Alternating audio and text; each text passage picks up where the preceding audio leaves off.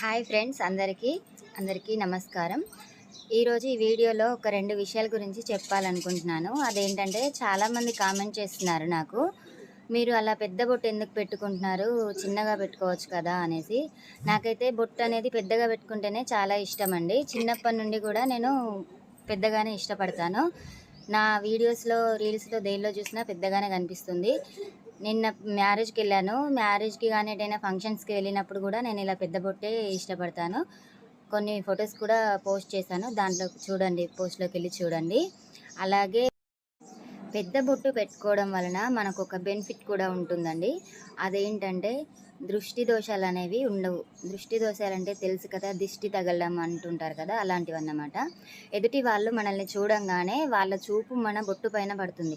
మన ఇక్కడ 2 బొమ్మల నడుమన, కనుబొమ్మల నడుమన పెద్ద బొట్టు కనుక పెట్టుకుంటే వాళ్ళ దృష్టికోణము మన బొట్టు పైన పడి మనకి దృష్టి దోషాలు అనేవి, దిష్టి తగలం అనేటివి ఉండవు. అలా మనకి బెనిఫిట్ కూడా ఉంటుంది పెద్ద బొట్టు వలన.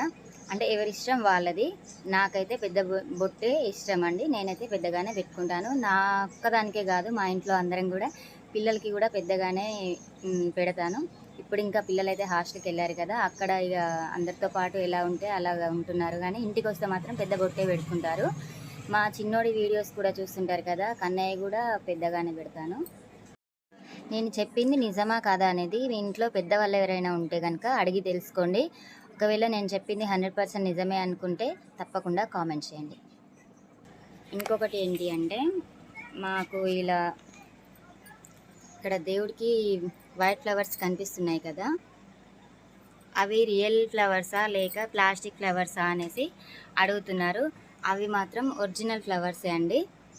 మా చెట్టుకే పూసినవి. మాకు వైట్ మందారం ఉంది, కానీ చూడడానికి ప్లాస్టిక్ పూలలాగా కనిపిస్తాయి, కానీ చాలా బాగుంటాయి ఫ్లవర్స్. సో ఈ రెండు కామెంట్స్కి ఆన్సర్ చేయాలనేసి వీడియో చేస్తున్నాను. మీకు నచ్చితే కనుక లైక్ చేయండి. కొత్తగా నా ఛానల్ చూస్తున్న వాళ్ళు సబ్స్క్రైబ్ చేసుకోండి.